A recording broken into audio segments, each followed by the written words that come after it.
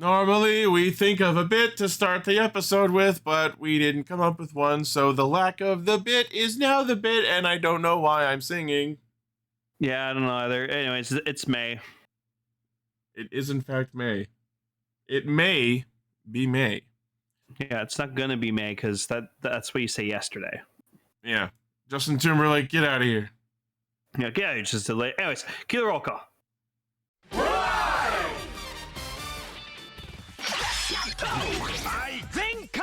Connect. Loading. Broadcast. Perfect. Show running super savant. Level up. Bluecaster super Ichi. Loud and online. Greycaster, Robolane. Researcher of the Tokuverse. Yellowcaster, Ultraguard. Combining comedy and critique. On air since 2014. Radio Sentai Castranger. Welcome to Radio Sentai Castranger, episode 582. It's Vanillite. I love Vanillite. It's episode Ice Cream. Which is funny because it's almost summer. Yep, Vanillix is my favorite ice type. Interesting. No, don't eat the ice cream. You have to wait until it grows up into a bigger ice cream, then you get more. Yeah. It's like livestock. You don't slaughter and eat the animal when it's just a baby. You wait until it's fully grown. Yeah, and also because Vanillix has like a straw stuck in its head, so it's just like, ah! Emergency induction port. That's right. Oh, good Mass Effect reference. Please stop. I'm half empty. Wrong. You're half full. Oh my god. Seems to suck. Is that a melted Vanillite? That's awful. It looks bold. I love it. Gar's here. Hi, Gar. Hooray. Alive. Gar! Yeah. How you feeling, bud? Tired. Yeah. He's currently just like in like a state of living. Pretty much. Yeah, that's all he can do. I mean, we're welcome all to in some Cold state of Dolphin. living. Yeah, but waking up at 4 a.m. is not fun. Oh no. That's a figure out of Ultula Man. Yeah. On the rise one. All right. Well, if you happen to be tuning in for the first time, you picked a banger of an episode. We're all in high spirits. We are a bunch of tokusatsu enthusiasts who get together every week to talk about Kamen Rider, Project RED, and a third thing. Good Gross. segue. Our topics for this week are Zets episode 32, Gavon Infinity episode 11, and our featured topic for the week is Kamen Rider Eins with Girls Remix. Kamen Rider Eins. The long overdue conclusion to the Girls Remix sub-series. All I'll say is, God, I hope so. We'll get to that. Spoiler alert. I didn't get around to watching it. Oh, Gar. I love you. It's just You had Eins' job! Well, technically, no. You had other. No, don't say I hate women. I don't. Yeah, let's not get that out there. All right. Well, before we get into that, we have some news to talk about. News mode. So, the fourth quarter poster for Kamen Rider Zets was revealed, and now we have the poster showing off not only Zets' upcoming final form, Extreme, but now the confirmation of Nox's upcoming final form.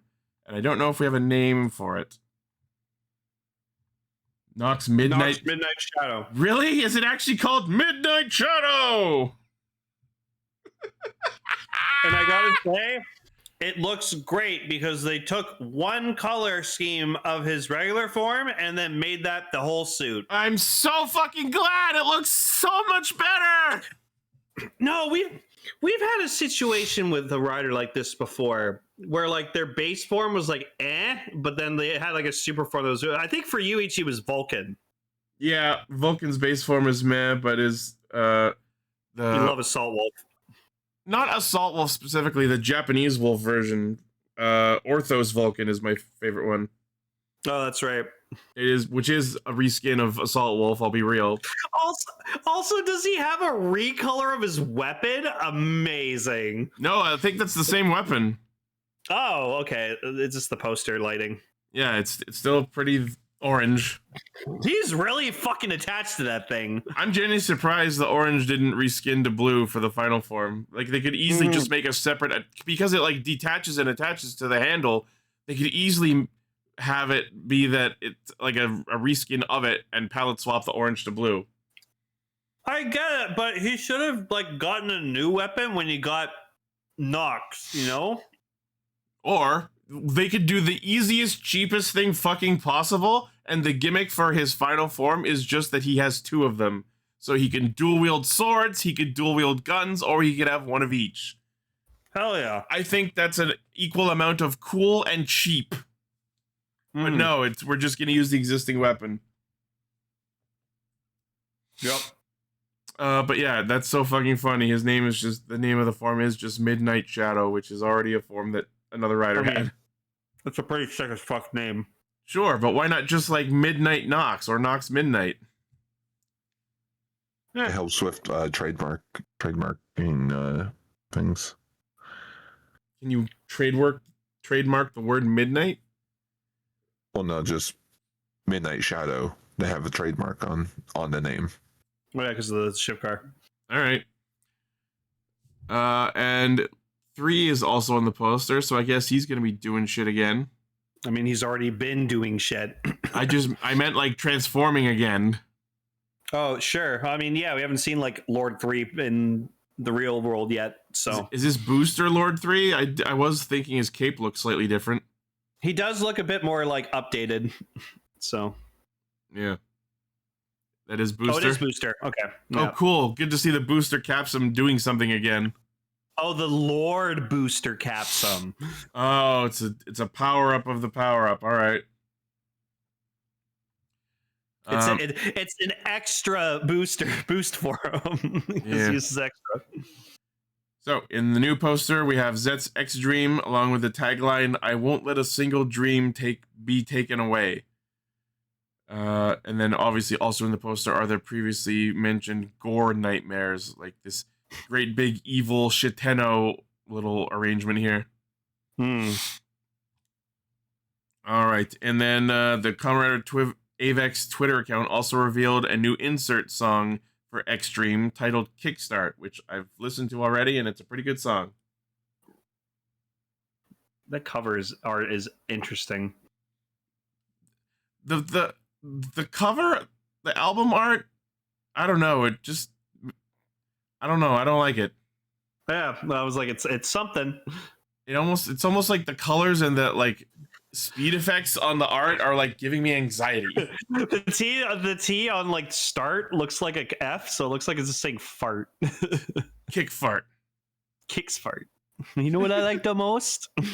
Kicks fart. Farts. I hate that I know that reference. I've seen the original reference. Oh. I haven't, and I hope to not. Yeah, no, you don't need to. All right, moving on. We have the announcement of the DX Code Phone and Sound Punish Capsum set, aka Zero's phone.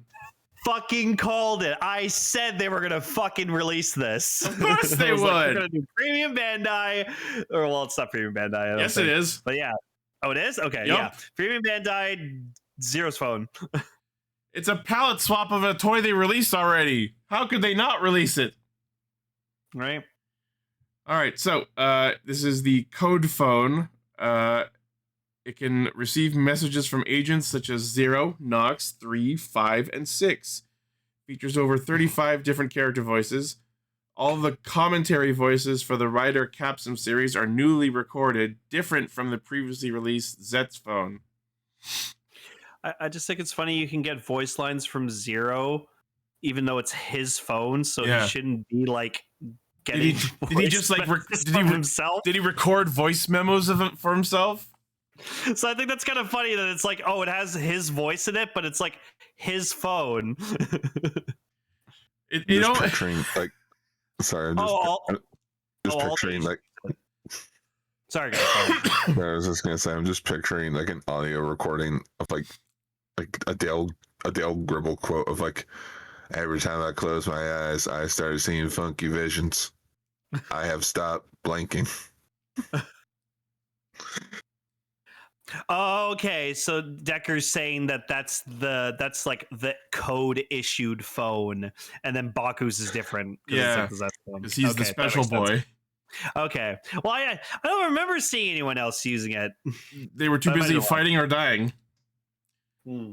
I just think it's so funny that like it's like it almost has like a mystery date kind of feel to it because it's like, oh, which agent's going to call you? Could it be 0? Could it be Nox 3, 5, 6? Who will you receive a call from? Hope 0. Answers phone. It's the dud. No, Minami's not in this picture, so she doesn't count. Yeah, that's weird that they decided to leave her out because I guess only single-digit agents get the freaking She's privilege. a sleeper agent. She has a message. It's just her being asleep. Yep. Like the Zets phone, it also has a recording function, and you can play around with the recording voices and change their voices before playing it back. So it's once again a fucking yak back. Yeah, I was gonna say it's a yak back. That's kind of tempting, honestly. That sounds fun. You can have the 0 yak back. I'm sure we made the same joke when we talked about the Zets phone. Does the Zets phone record? It does say like the Zets phone. Okay. Oh wow. Yeah. That's neat. There you go. Then we have the Sound Punish Capsum, which is just like the DX version, but with more electronic components.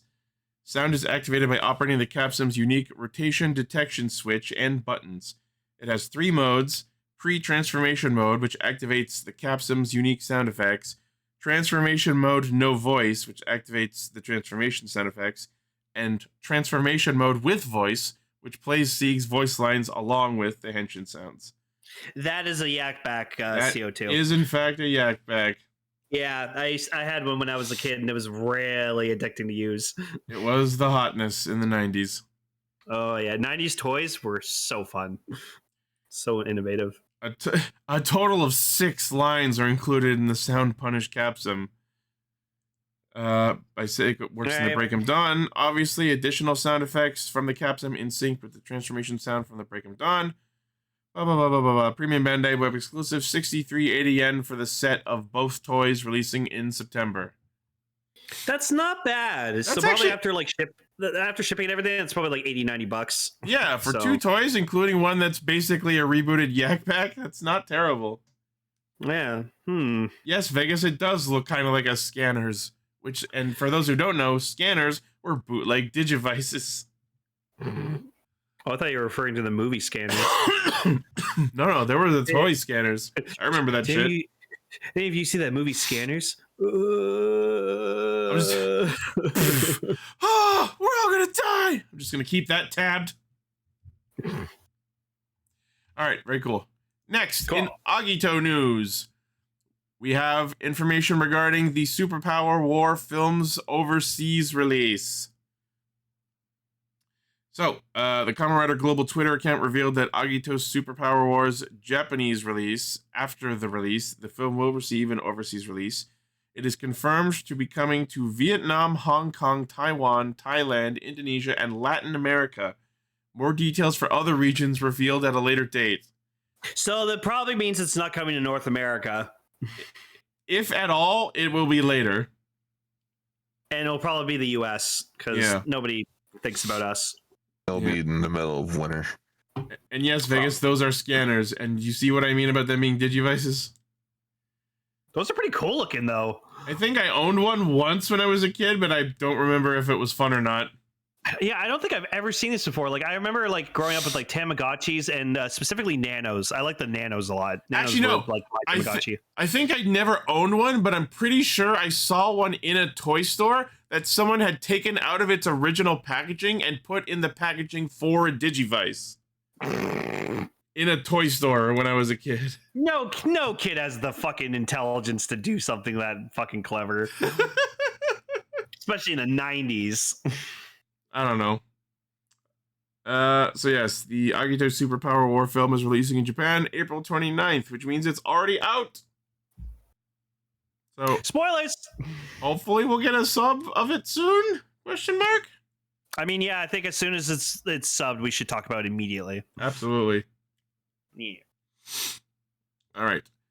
In Agito news, also, the theme song for the movie has been released. It is Dramatic Heibon, and it's from Orange Range, and it is also a very good song. Cool. I'll have to listen to it. And I listened to it, and there are some parts of the song that kind of sound like one of the Sentai Daishikaku themes, which is hilarious because I think they did that theme. I think they did the themes for that show. Well, Ali, I know your pain all too well. Yeah. So yes, the name of the song is Dramatic Heibon, which translates to Dramatic Ordinary, which was written specifically for this film. The song's theme resonates with the film. Holding on to unchanging feelings while moving forward through change is intended not only for the children living in the present, but for the adults who also face daily challenges. The hope is that the song will provide emotional support and strength. So the music video is released, and you can also stream and download the song on various platforms. Very cool. Very cool. All right. Also in Agito news, we now have the official release images for the upcoming CSM Henshin Belt G-Buckle Mark 7 and Gauge Lamp G-Buckle. So I don't think we talked about this last week, but apparently the reason they're being sold together as a set is because they both use the same belt. Yeah, apparently you can swap them out. That's why they come as a 2-pack. It's one belt with two plates that attach to it. Or But goddamn, is this a pretty belt? I absolutely love this design. It's really good.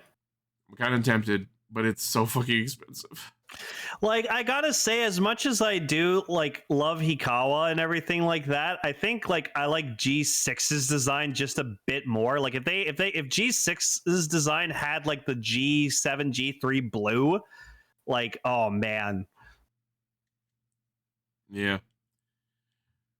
All right, so the G-Buckle Mark 7 is the belt type activation device. That's a phrase used to equip the armor into Kamen Rider G7. Touching the touch sensor on the top activates the G7 attachment sound and illuminates the monitor design on the front. Yeah, by the way, I watched a video of this belt, the toy get used. These are, in fact, light up screens. That's not just sticker art or whatever. It's like a black screen, and then it lights up when you activate it. It's actually very cool. That's why I think there's a potential for a good CSM Forza driver and even a CSM gamer driver. Because I know the stuff came from the gadgets or whatever like that, but I feel like you could put all the gadget screens onto a screen in the gamer driver, and then just whatever gadget you put in, it enhances that image. I think it's fully possible for there to be an actual screen on the gamer driver, and then the shots tell it which one to display. If they make a CSM gamer driver, I might actually have to buy that. If I don't know about the gamer driver specifically, but if they did the Buggle driver, Zawai, or really either Buggle driver, I'd be down for that one.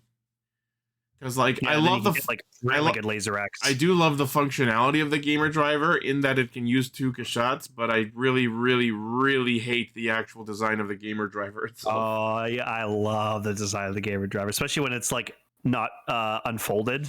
I love when it's just folded closed. Yeah.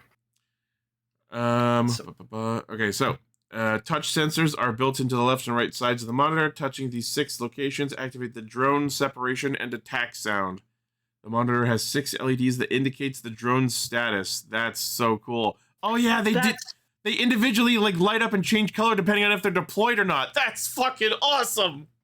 That's crazy. The only CSMs we don't have yet are for Forza, Wizard, Drive, X8, Build, and Zeo. Wow. Wow. We're getting there. Yeah. Maybe they're just saving the best for last? I mean, if they've gotten this far, clearly they're planning to eventually do them all. Come on. I love that they skipped Drive to fucking do Ghost. Isn't it because Ghost is a particular anniversary? Yeah, well, that's probably why. But Forza's anniversary was already a thing. Wizards was, Drives was, and they Jack shit.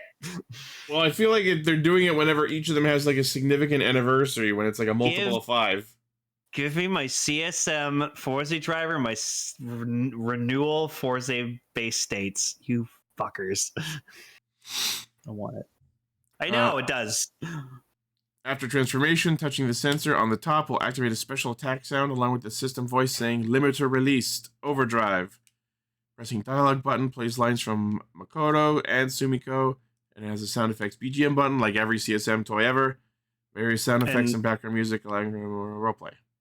And then I'm assuming with the gauge lamp G buckle, all you do is just put it on and then it goes and that's it.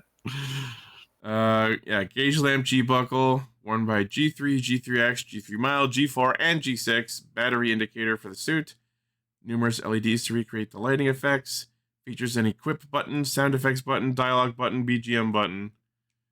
And it looks like you activate it by like twisting the dial on the side based on this one image I'm seeing. Oh, so it can't do it by itself. You actually have to like physically do it. That's kind of lame, but oh well. Yeah. Dialogue button lines of people that wore the G system and the G trailer operators, including 7 characters total. Makoto, Sumiko, Takahiro, Toru Hojo, Shoichi, because he got to wear it one time, Shiro Mizuki, and Ruriko Aoi. Sound effect button has weapon sounds as well as the emergency escape sound from episode 10. So you can pretend you're Hojo. That one time he got to be G3. Yep. BGM... I rewatched the clip recently where like Hojo like was using like his new like toku suit that he was showing off. I think it was V1 he called it.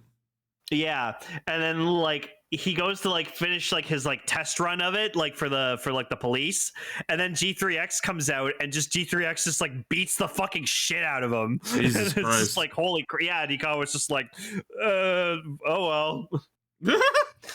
Like honestly, it's like a Gavon knockoff, but like it's not bad. Yeah, it's not a terrible suit for like a suit made by a normie that's an imitation of something else. It's not terrible. Yeah, it's not terrible. It is an actual retooled Metal Hero suit. That makes sense. Oh yeah, it's like a Frankenstein. It's a kit bash. Like a kit bash of like. It's a kit bash of several Metal Hero suits. Decker, if you could do like not now, but like maybe later, just do like a breakdown of what parts this suit makes up, I'd be very interested to see. Very curious. The BGM button allows you to play 8 memorable songs from the series. Premium Bandai web exclusive set, 49,500 yen. Jesus Christ. But you can get the gauge lamp G buckle on its own for 33,000 yen. Oh boy, you can buy the belt that just goes boop, boop, boop, boop for fucking $350. I mean, it has a touch screen and stuff, so it makes sense. But that's just the version with the fucking G3 mode. It doesn't do anything without the other one. It fills up the battery meter and it plays fucking voice lines and music that you can play at home for free. Can we get a CSM of like G3's like pistol and his minigun? That'd be fucking cool. Oh no, that would be for that sub line, the big action toy line that they have. Do you know what I just found out thanks to Alpharad? Apparently they made a replica of the Evoker from Persona 3. Oh yeah. No, yeah, absolutely. You can buy the gun they use to shoot themselves in the head to summon their persona. Correct. That's fucked up. Oh yeah. I was well aware of that already, but yes. Good luck trying to fucking get that out of Japan. Yeah, which is why he didn't. If you want that gun, too fucking bad. You're gonna walk into a store and buy it and bring it home. You gotta live in Japan if you want to keep that shit. You cannot import that. That looks too much like a gun. If there was a version of the G7 buckle that was just the Mark 7 buckle, I would consider it, but absolutely not. I don't give a shit about the base G3 version. There it is. That's the Evoker. And it comes with the armband. That's funny. Do you know what, Ichi? I won't be surprised if I love it comes with like a charge cord. That's funny. What the fuck do you need to charge? If it's got sounds in it? All right. Is that not something we do with just a fucking AAA battery? Wait till this belt's on in the aftermarket, and maybe someone will sell it by itself. So are you suggesting we make a black market deal to buy a gun? No, not this. I'm talking about like the G7 bubble. Oh. Yeah, maybe wait till it's like on its own, and like you can find it like used on its own and get. I doubt anyone's going to be selling just the G7 belt. Dude, you'd be surprised. I don't know. Anyways, these are releasing in December, just in time for Crimbus. That's just time for Quimus. All right. Next, in special premium re-releases, we have images of the Memorial Edition Kakure Maru, aka the sword from Castranger. Oh, everyone's saying it vibrates. Oh, that's sick. Would you like a vibrator sword toy? Nope. Did it actually vibrate in the show? Is that why it does it? Well, it's just a ninja tech, right? Not a ninja technique, but it's to replicate slashing enemies. Sure. Decker, don't say that. I understand that it's a thing that if the sword's vibrating, it cuts easier, because that was the whole reason for the gunblade in Final Fantasy VIII. Okay, so primary weapon used by the Castrangers, 700 millimeters in length. The blade, guard, and grip are all sculpted and painted to match the one seen on screen. The symbol in the grip can be swapped between the included emblems, allowing you to roleplay your favorite Castranger. That's cool. Wait.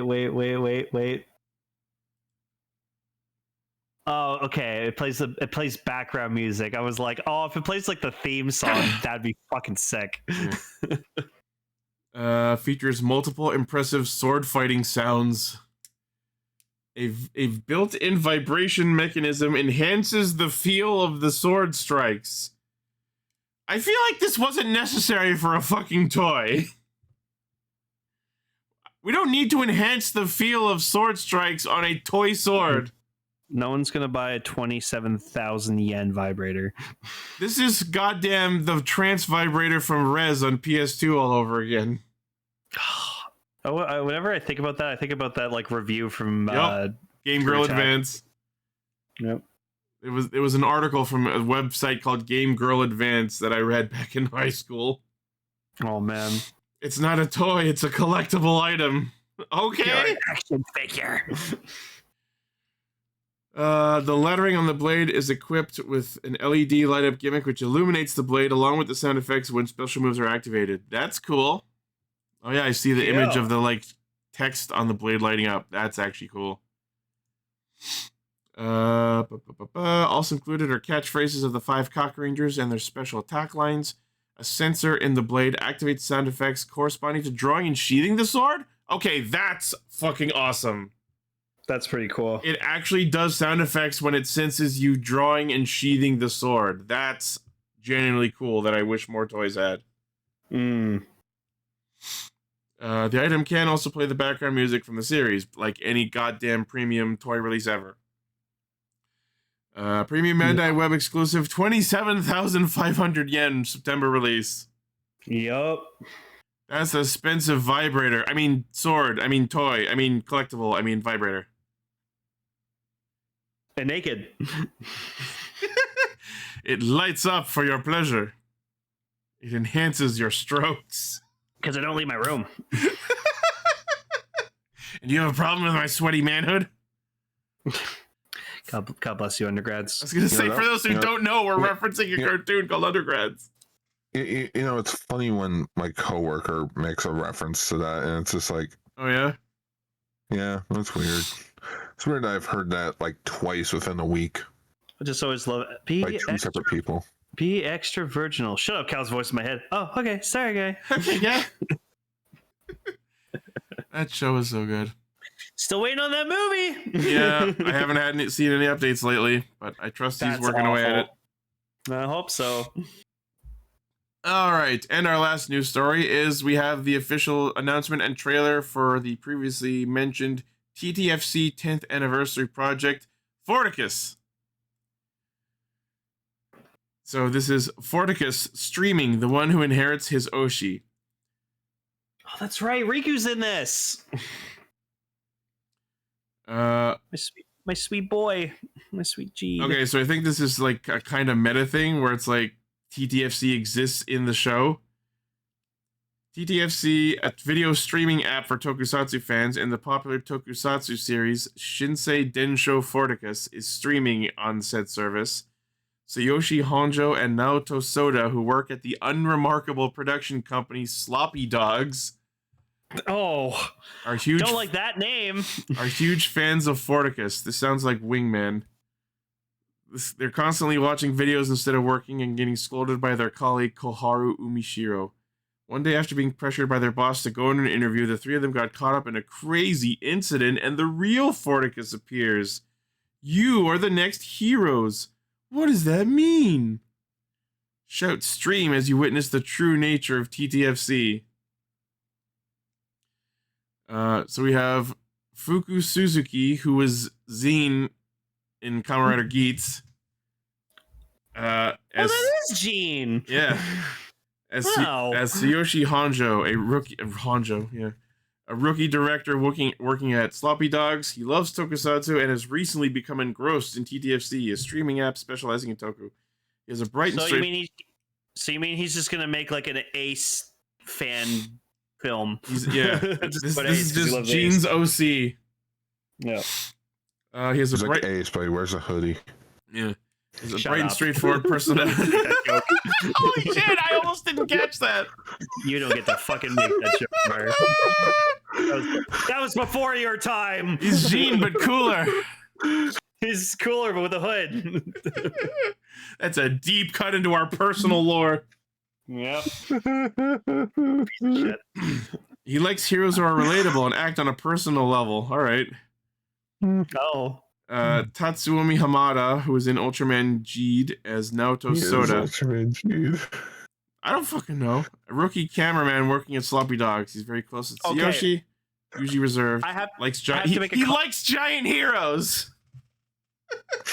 Can I just say, it's really I've only ever seen Riku's actor dressed as Riku for like almost the 10 years that he's been G'd. I've never seen him in anything else, so it's really weird seeing him in these clothes. I mean, you saw him as a little kid in the Zero movie. Yeah, but I just mean like in the last like 9 years since he's been G'd. He looks... This outfit makes him look like a fucking Pokemon trainer. Yeah, so it's just Riku as an Ultraman fan and not as Ultraman G'd. As an Ultra fan. Well, I know who Gar's favorite character is. You mean the woman in red? Who is our next character? Oh, she was an Amazons. This is who? Rina Takeda from Amazons as Koharu Umishiro, a reporter working at Sloppy Dogs. Okay, is this supposed to be a reference to Naughty Dog? Maybe. Rina Takeda, who was that? I'm looking it up. She was Mizuki. Oh, Mizuki! Oh, Mizuki! Oh, the sister. That's right. It's been so long since I watched that. Alpha sister. All right, so she is playing Koharu Umishiro, who is a reporter working at Sloppy Dogs. She has a serious personality and looks exasperated when she sees Tsuyoshi and Naoto engrossed in TTFC at work. Contrary to her strict demeanor, she has a kind heart and cares for her colleagues and acts alongside the two of them. The female. Oh. I just remember in season 2, she like trained herself to like hunt down Amazons. I was like, she's like, I want to help my brother. Oh, dude, there's a shot of Forticus with that faceplate down. Finally. Oh, that's badass. That actually looks cool. I don't know, the red's sort of clashing a bit. It does. With all the blue. It kind of does, but I think I'm okay with it. It kind of matches the emblem on the chest. I am Forticus. I am Forticus. Then we have Daisuke Ono, who I know mostly as Itsuki from Haruhi, who is in Deno and JoJo as Forticus, a hero appearing in the Super Tokusatsu series Shinsei Densho Forticus. He shines so brightly that he impresses tokusatsu otaku, and is very popular. Forticus, who is supposed to be a fictional character, appears before Tsuyoshi, Naoto, and Kokoro. Oh my god! So this is just Grid. This is just Gridman. A little bit. Joining the initially announced cast is Tadashi Mizuno, Ultraman Trigger, New Generation Tiga, as Akira Matsuyama, the president of the production company Sloppy Dogs. So it's Riku's boss from Jeed playing Riku's boss. That's so funny. Dude. He was in the special episodes for Ultraman Omega. He is the GOAT of Omega. The Omega. Also, he was a gangler in Lupin Ranger. The gangler. No. Big man. Oh, yeah. Sorry, big man. Such a fucking good joke. I love it. No, it's not even a joke. It's just to explain to Ichi. Someone found some early production scripts for Gridman, and the original project title was called Big Man. We're gonna call him Big Man. That's amazing. That was his temp name. Big Man and Rusted. Oh, he was Sebastian in Black Butler. Dun, baby. Dun. I want this. I'm headcanating that my SH Figure Arts Gridman is now SH Figure Arts Big Man. Oh, you think you're a big man? Forticus. He's voiced by Teddy from Deno. Yes. Teddy. Yeah. Don't you mean Alexandro B? Alexandro bitch. Lane. He was also apparently the voice of the Taiga Spark and Taiga. Oh, okay. Yeah, Daisuke Ono's done a lot of voice work. Cool. Come on. Come on. The project will feature designs from Tsuyoshi Nonaka, who worked on Gridman Universe and Zeo Ranger. And will feature a script written by Junichiro Ashiki, who worked on Ultra Galaxy Fight. Because they can't work on Ultra Galaxy Fight. Yeah, because some stupid company won't let them. Thanks, China. Well, thank you, specific Chinese company. Thanks, China. Thanks, China. And we'll be Chayo. And we'll thanks, Chayo. And will be directed by everyone's favorite Koichi Sakamoto.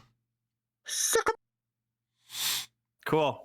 Anyways, I'm very excited to watch this. Sounds really fun. And the project's opening theme, titled Backlit World, will be sung by Minda Rin, who did the theme for Ultraman Omega. She did the ending theme for Omega. Okay. But she also did the first ending. No, she did both endings for Ultraman Blazar as well. She is the fucking GOAT. Like, those are pretty good songs. Her music is just, well. All right, so Forticus streaming, The One Who Inherits Hizoshi, is releasing on the TTFC June 7th, so next month. This guy's gonna get a figure art at some point. Oh, look at it! It screams Tamashii Nations. It really does scream SH figure art. Put him next to the Akiba Rangers and the non-existent Kamen Rider G. We're also fictional heroes who become real. We need Forticus. Why am I fucking spacing on his name? I was just thinking about Wingman. No, Wingman. Yeah, Wingman? You're thinking of Wingman. Yeah, Wingman. And I was saying earlier, it reminds me of Wingman. Like the wheelchair one. Oh, Parahero, Grandine. Grandine. Do a special with those three crossing over. That'd be sick. That would be interesting. Be fucking sick. Was it Grandine or Gundine? Wait, it was Gundine. Gundine or Grandine? It was. And they had the alien named Goo. Hold on, I'm looking it up. It's gonna bug me. Also, Dinah was in it. Yeah, Grandine. Yeah, Asuka was in it. Yeah. It was Gandine, according to what I've written down. Yeah, Asuka was freaking Sogo's dad. Yeah. All right. He was the main lead. Yeah, so he was great in it too. And then what's her face? Tokusatsu Gagaga was. Man, I want to rewatch Tokusatsu Gagaga. That show was so good. That shit with the mom, man. I can't stand the mom. Fucking bitch. No, I still remember Ichi and I watching it for the first time. We were just like, ooh, we both felt that. No, and then I watched it and I was just like, I get it, guys. I'll fucking punch her in her stupid face. Anyways.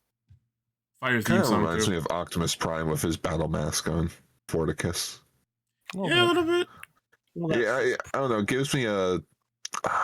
The fact that it's a plate that comes down over the mouth of an already metal head. Yeah. Like, hang on. Let me just find the right one that I'm looking for. Here it is.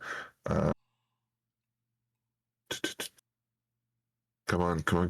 I need an animation cell, not a picture of the figure. You suck. Oh, fuck. First image. Dude. Didn't even look. Dude. I'm an idiot. This is what happens when you work 50 hours a week. Hey, man. Gives me that vibe. Why is that gun of a D-pad? Also, Neil Kaplan will be at TFCon Toronto this year. Oh, Diabolico's going to be there? Yeah, because he was Optimus Prime. He was that Optimus Prime. Oh, that's right. All right. Very cool. That is the news. All right. Sorry, everyone. No Ultra news this week. No PowerPoint presentation? 3 weeks. No, because this is what happens when you basically work 10 hours a day and then you have just no free time after work. Like I said, man, you gotta see your grandma less. Jesus. Just kidding. Okay. I'm just kidding. Out of context, I go for those that are curious because it's not like a too revealing thing. I go visit my grandmother every day to go watch Jeopardy at like 7 o'clock in the evening. And I don't get home. I thought you were about to say 7 in the morning. I was about to be like, my God. No, he would be already like 2 hours at work by then. Yeah. I start work at 5:30. So that, because it's not that big of a personal thing. I start work at 5:30 in the morning, and I go until 4 o'clock in the afternoon. Crazy. 10 hours, 5 days a week. It was supposed to be 4, and then our boss immediately pulled the rug on us and be like, "We're not getting enough done." It's like, okay. Well, at least 20 is good. I mean, the money's all right. I mean, I get to go to It the Anime fucking North better this year be. because of this money. Yeah, right? No, I can't wait to hang out with you on Sunday. It's gonna be fun. I know. And right? I'm going. Lane and I got our badges for Sunday Anime North, so I will be anyone who is in Toronto or can get to Toronto. Lane, Yeah, Gar, and I will be at Anime North on Sunday. I was expecting me and Ichi to just like go in line to get our badges, and then Ichi's like, "Oh, I got them mailed to us." That's better, Right? That's smart. And then I don't have to pay for my badge because I'm doing panels this year. Nice. I kind of miss we, panels. guys. We would all love to meet all of you. It'd be so cool. Not me. I'd be like, "Oh, I love you." Fuck off. It just sucks that half our fan base lives on the other side of the world. Yeah. It would be that. I would be like the total diva of the group. Well, everyone would just like rush me and be like, Layla! I'd be like, one at a time, guys. Gar's just leaning back in his chair, sunglasses on, arms behind head. On it. On it. All right. Speaking of being on it. Good morning! Zets! Huh. So Before you guys go on, is it all right if I can just scoot out of here? Yeah, I guess so. Oh, I thought you were about to like He's like- give your thoughts on previous episodes. At least he hasn't watched the show. Dude, I don't watch. I He's been don't watch Zets because it's a Takahashi season. He's been sleeping on it. It's been really good though, Gar. No, it's not. Takahashi seasons. The only thing I can say is that he has good character bits, Okay. but the rest of the show is fucking boring as shit. Did people die? Yeah. Did they not actually die though? Yeah. See? Is there a giant plot twist halfway through the show? Yeah. Yes, it's fucking Takahashi. He has the same template. Listen, Oh, wait, me and wait, Ichi wait, like wait, how this guy writes Rider, all right? Hang on. Was there a female character who has betrayed the main character? Oh, I mean, Minami sort of did, revealing she was a secret agent, but Baku's like, you're not my sister, but I still love you. Okay, he still did the female betrayal thing. He doesn't know how to write women. Good night. Gar will watch it eventually. I mean, I can't fully disagree with him. No, I can't. But see, me and Ichi are a fucking sucker for this dude's Rider shows. Sure. Like, we loved X8. We loved 01. I will So- say, I've been pretty clear that some aspects of this plot and character motivations have been kind of fuzzy to keep track of. Oh yeah, Ichi, I just wanted to bring up. So you know how you were complaining, like why like Cross Skeets' like sword doesn't turn to the gun mode? It's because I watched a clip from the movie, and he in fact uses it as a gun when the blade is just still up. No, I know. We talked about that while we were talking about the toy. So I knew that, but I'm saying I'm mad that that's the case. I want him to change it into gun mode because I think the gun mode looks cooler. Yeah. Anyways. So yeah, Zero's still a piece of shit. Yeah. So I never wanted to be a dad. So I feel like this episode kind of wanted, like, anytime we see a story like this, usually this is the moment where like the father figure realizes, oh, it turns out I really did love you after all, and I've been doing what I've been doing in order to save you because I love you. But I'm pretty sure that this summarized itself as, pretty sure this just ended up as, no, you're my project, you always have been, and I just want the project to succeed. No, but there is a moment kind of where he's like, Baku, You're my son and the one true rider. well, yeah, because it's always a thing where, like, no matter what, even if you see your child as like some kind of experiment or project or something, deep down you do have some sort of love for your child, no matter what, like unconditional love. So I feel like there's a non-zero amount of actual love, haha, zero. But yeah, I still, but I'm pretty. Zero loves Baku, but he doesn't really care. Yeah, but I still think it's there's a split between wanting Zets as a concept to succeed because it's his life's work, and maybe a small amount of loving his biological child. But I'm pretty sure the Zets side of it is grossly outweighing the actual parental love. I don't think it was ever explicitly said that he loves Baku. It's vaguely hinted at, especially when they flash back to like the scene of him putting him on the Zoroider. But I don't think it's as powerful as it is in other incarnations of this same story.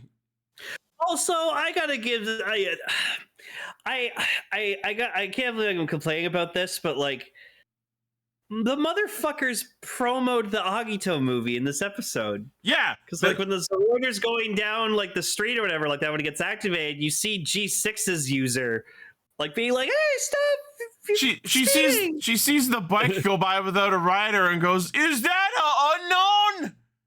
Yeah, and I'm just saying here like I get it. I'm pretty sure none of promo, but I'm pretty sure none of the unknown were fucking machines or bikes in general. They were all very clearly creatures.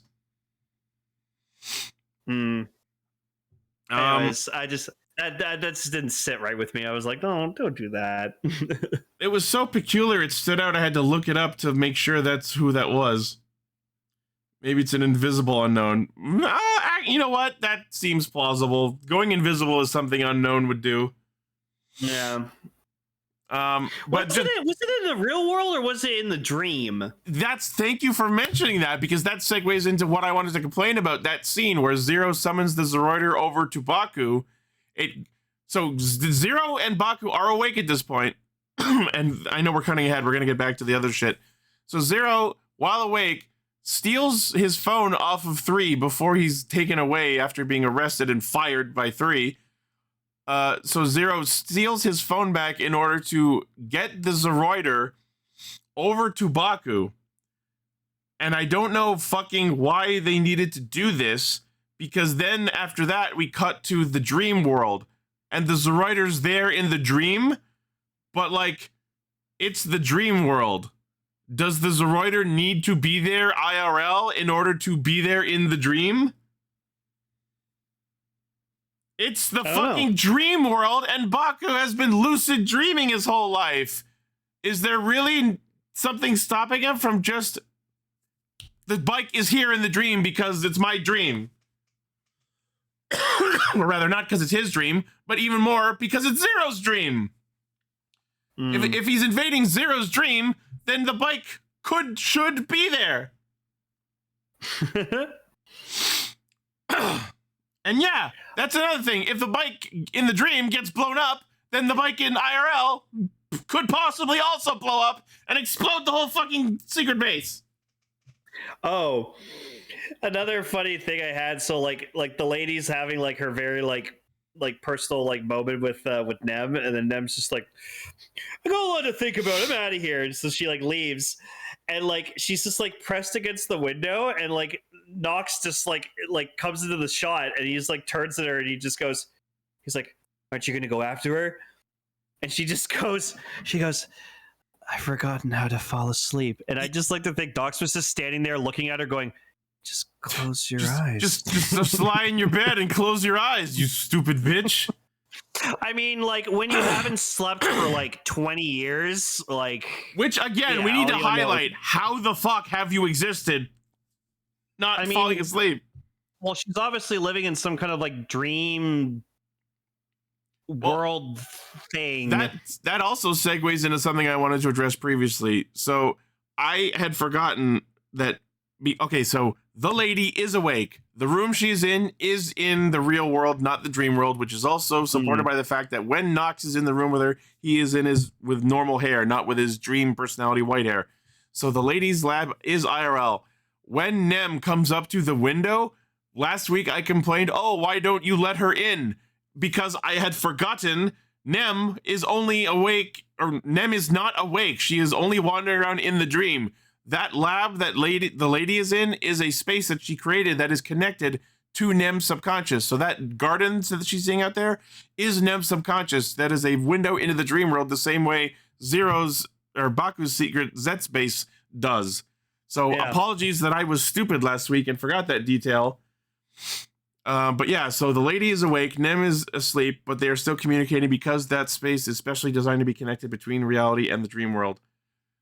So yes, the lady refuses to go to sleep because then Code will just find her and kill her in her dream. Yep. Also, I don't know if I ever like properly processed this, but the fact that when they revealed that Nem was created as a result of a nightmare attacking the lady, I don't think I ever fully internalized that Nem manifesting in reality was in fact a black case effect. Like, when stuff happens in the bad dreams, it manifests in real life, like a building blowing up.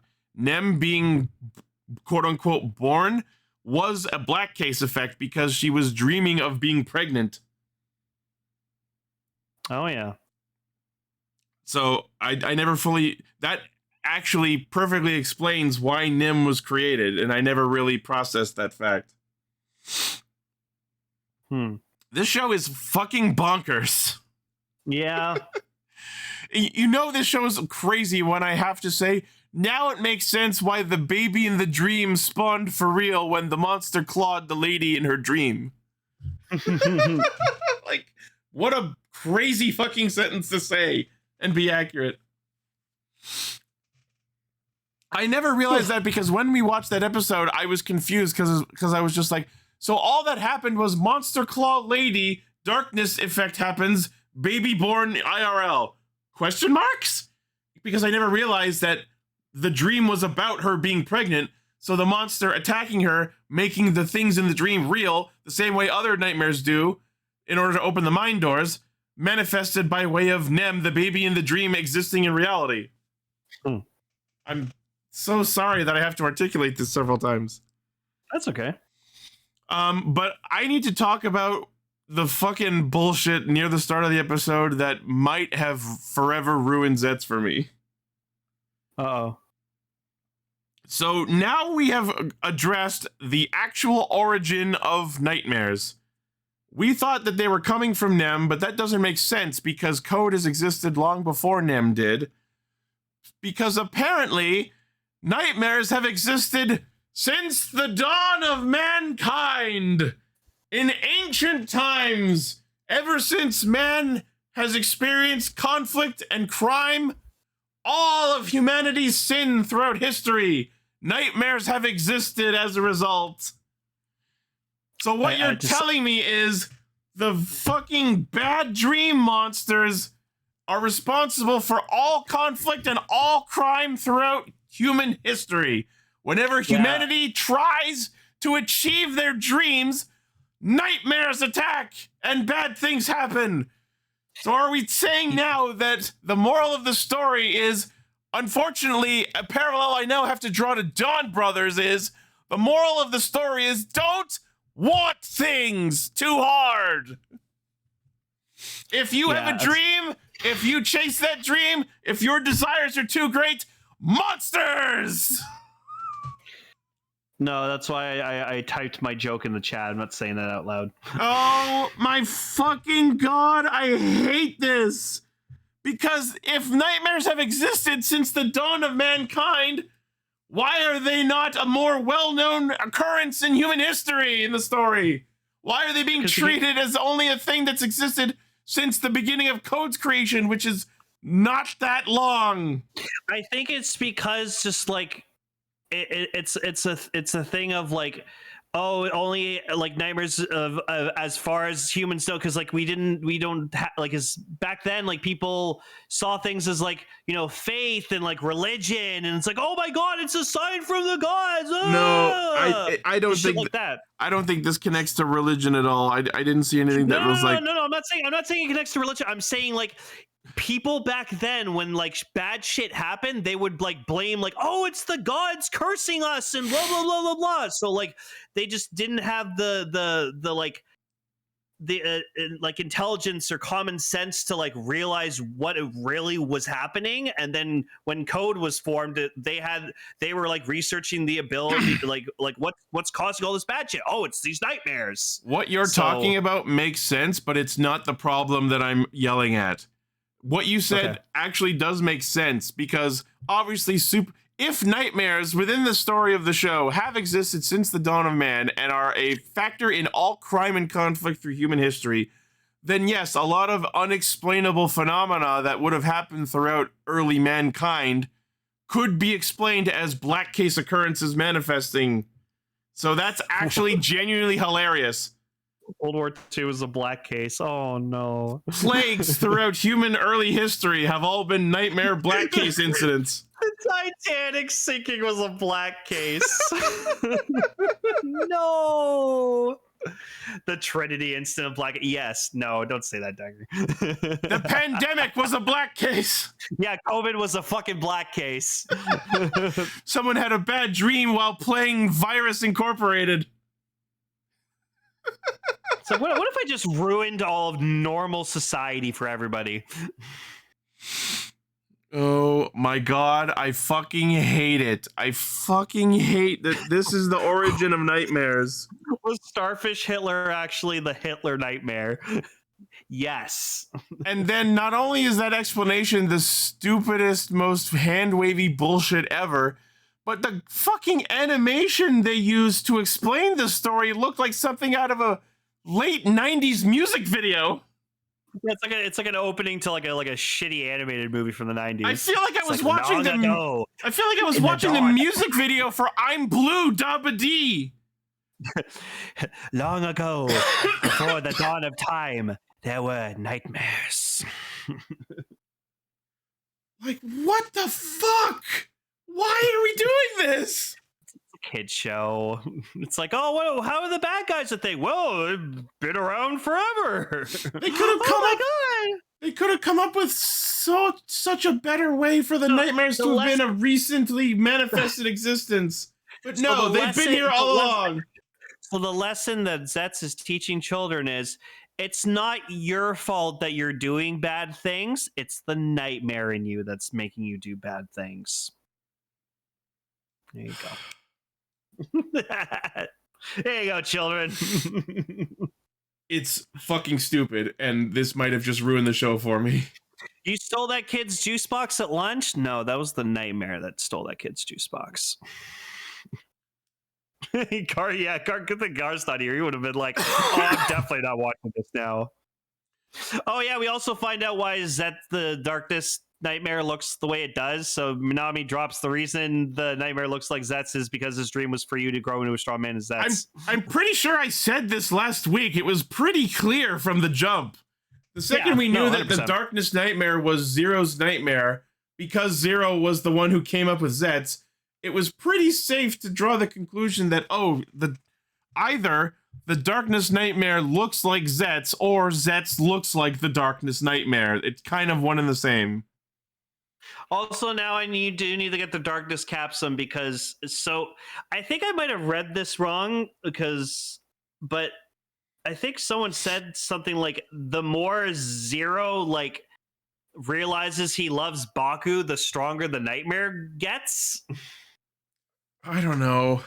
I might have read that wrong. There was definitely a moment like, where the Darkness Nightmare like does some kind of evolution, and then the belt on him that was previously a remodel of the projection belt turns into his own Zets driver for some reason.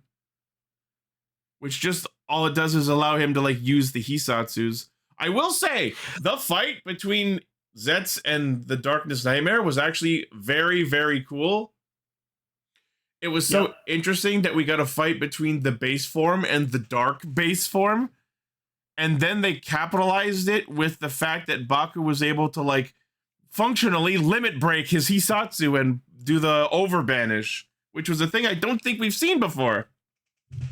Okay, so Locke is also pointing out that yes, there is some like wear and tear on the impact suit, but like I kind of understand that it has a bit of like damage because it's the first this suit. show has been but it's also this show is like very fight heavy, and like the suit does a lot of moving and a lot of stunt work, so it is going to get damaged. The combat's been pretty intense, and honestly, if there was any fight that the suit was going to get wear and tear on during, this is the one to do it. Yeah, he's getting fucking bounced around in this fight. But yeah, I need to get the Darkness Capsum because like it's so cool. I love how the belt says darkness, and then just because now that the Zets Nightmare like Darkness Nightmare manifests the Zets driver onto him, it's like shit. Regarding Zets doing the overbanish, I'm kind of two minds on it. On one hand, I think it's neat that Baku just came up with the idea to like charge up the Hisatsu more times apropos out of nowhere, because it's just like, oh, how do I make my attack stronger than his? I just push the button a few more times. I mean, you really have no other avenue with which to power up your Hisatsu aside from just mental state, I guess. So the fact that he had the ingenuity to do that is something I think is a very fun and interesting plot, or not plot, but like narrative beat. Mm-hmm. But on the other hand, I kind of also don't fully enjoy that it just came out of nowhere. Normally when a power-up like this happens, not a power-up, but like a special attack, where it's something that limit breaks the suit in order to do like, this is going to do more damage, but in exchange, you're going to break it. Usually when something like that happens, they telegraph that it's going to happen by telling you, hey, this exists, don't fucking do it. But I do also kind of enjoy that he just did it out of nowhere and didn't know that it was going to break the suit, and now the driver's broken. Yeah, because like Suke's just like, fucking suck. You're no fun.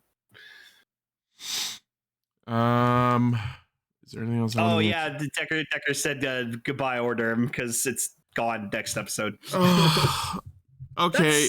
In the episode really sucks, honestly. In the episode preview, we saw that Extreme is happening, which means Orderm, my favorite and best suit of the series, got 2 fucking fights. I get it though, because it was very special effects heavy. So it's the Gatakiriba suit. Got it. Yeah, because both fights he showed up in, it was like super CGI stuff. So at least with Catastrum, it was kind of just like every time he punched something, they could just like recycle the same like impact effect. Sure. So, yeah. I understand, but also it sucks. I would have loved to see more Orderm. Yeah, who knows? He might use Orderm because we're on episode 32, right? So we still got a lot of episodes left before the show's over. Yep. Also, there was a little bit while Zero was getting arrested by 3, where there was mention that 3 wanted to take over Code Somnia, and when that got mentioned, 3 began to smile. Oh yeah, he's starting to go cuckoo bananas. We're getting a little bit of the other personality that the fucking opening spoiled, question mark. Jerry's becoming Threevil. He's turning into Threevil! Threevil! Right. Another part that I kind of wanted to highlight was twice in this episode, two people are talking and then one just wakes up and leaves the dream in the middle of the conversation without saying goodbye or anything. Baku and Zero are talking and Zero just wakes up and is gone and leaves fully mid-conversation. And then Baku's like, oh. And then Baku does it with Nem later, where Nem is sitting on the bench, they're in the middle of the conversation, and then Baku just wakes up. Yep. Wake up! Like, rude. Every villain is Threevil, Evit.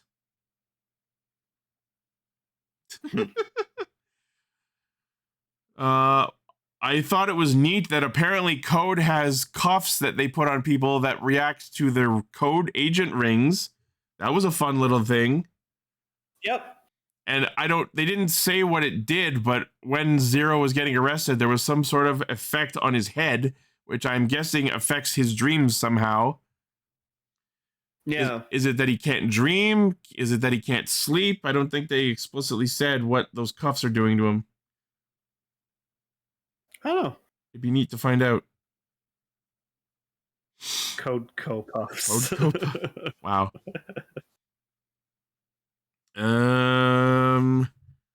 Yeah. Another thing that was neat during the fight between Zets and the Darkness Nightmare is the Darkness Nightmare just like manifests a fucking gun hand out of nowhere, and I don't think that exists in any other suit. I mean, this Nightmare can do whatever it wants. Sure. I wanted to highlight it because I thought it was cool. Yeah. I don't know if that was an existing model or if that was fully original. And then after he evolves his like actual belt, he gets like shadow wings, which was also very cool. It was a reference to the gun Nightmare. Makes sense. And I love that as they were like exchanging kicks, the like 7/Zeds that come off when they do their Hisatsus, they were like showing up one at a time, but then like crumbling into dust. That was a very cool way to change up the way Zets fights. Oh yeah. And also, I guess when they arrested Zero, they like arrested him inside of his own dream, in his own head, because we see him in a jail cell and Sieg is there. So I guess they arrested him by putting him to sleep and trapping him within his own dream. The show is not the best at explicitly explaining what is going on, and we are kind of left to assume what's happening just based on circumstances. Yeah. Yeah, and so Zero's in jail in his head, and Sieg is there, but he's bored. So anyway, next week the fucking final form's happening. All right. And Sieg is a stage illusionist? What the fuck is happening? Where'd he get his new Zets driver? Because yes, the dream one was destroyed. He's gonna he's gonna morale boost and make his monologue about friendship or some shit, and then the UFO is gonna come down from space in his dream, and then that'll manifest the new driver or fix the existing one.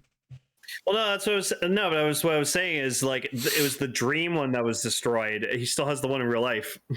But if the belt is destroyed in the dream, is the belt destroyed for real? No, that's true because it's a Reuter. Yeah. Yeah. But that was in the premonition though. Oh, Jackaplayer brings up an interesting point. Can you use recovery to fix it? The same way recovery fixed Nox's shit. Oh yeah, Nox will be like, here, use recovery. Yeah. No? Oh yeah, because he can't use it on Thelf. Well, just have Nox use it on him then. The point of recovery was that it couldn't be used to heal itself, but what if Nox uses it on him? I feel like that's an acceptable loophole. Because the Capsims are not tied to Zets, the power set specifically, which we know because other riders can use Capsims. Ugh, I'm dying. Anyways, I'm sure they'll come up with some contrived bullshit to fix the belt so the final form can debut. Hell yeah. All right. All right, Joe Chuck.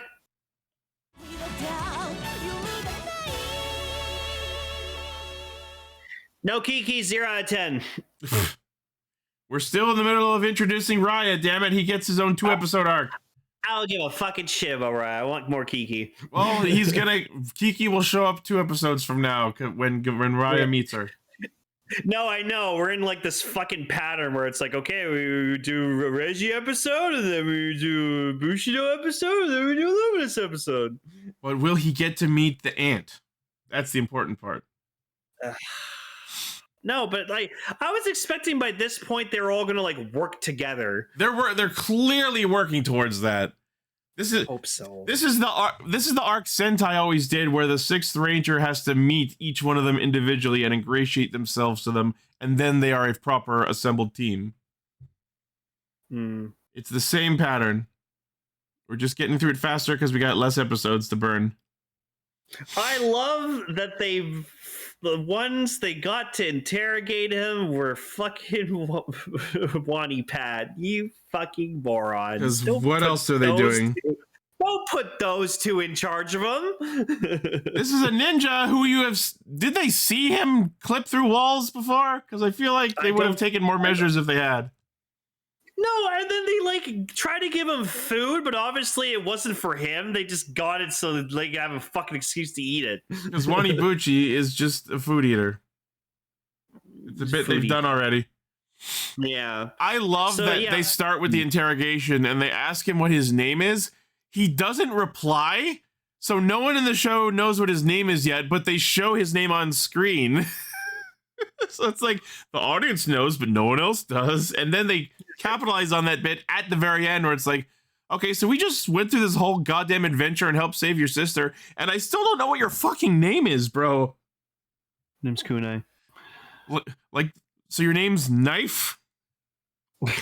Knife? What can I say? My name's Rage. Yeah, so he tries to escape, and like obviously he's still trying to go after Reiji, so like he tries to go get him, and then like he goes through all this shit with them, and then you just hear like Patron make like an announcement that he's escaped, and then like the commander just like goes like we have him, and he's like, oh. That was so funny.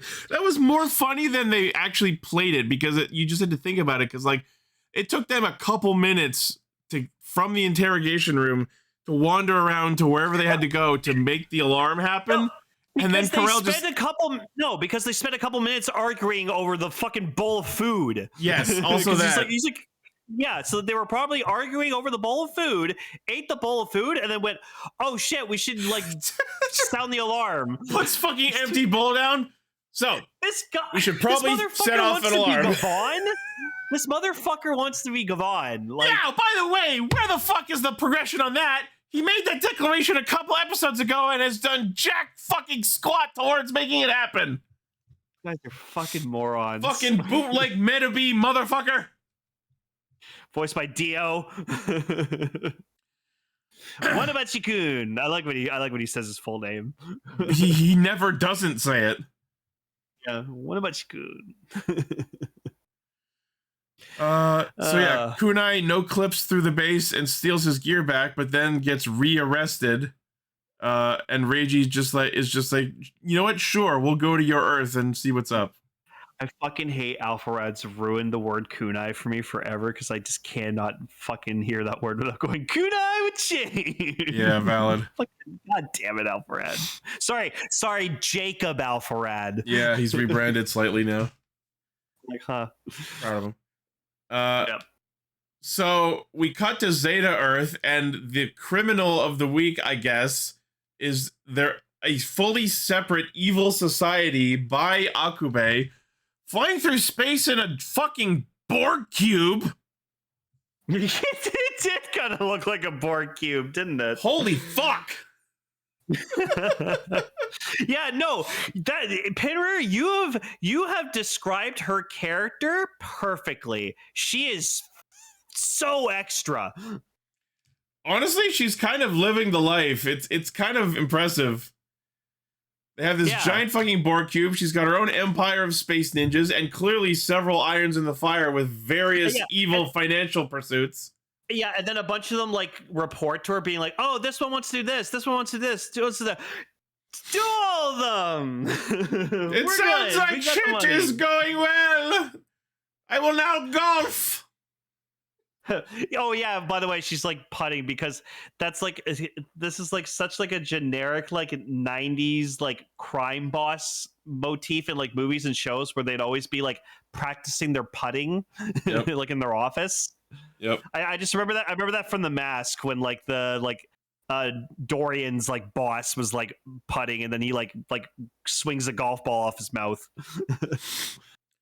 So she gets into her evil throne, and then just like the throne has a separate fucking hydraulic lift in it that just launches her up into what I guess is like a secret lab in her Karakuri Palace Borg Cube space station, where she has Kunai's sister Hatsune prisoner, making her some fucking armor.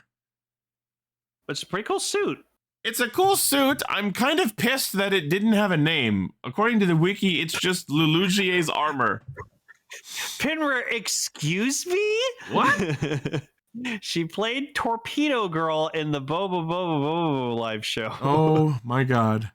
All right then. Speaking of being extra.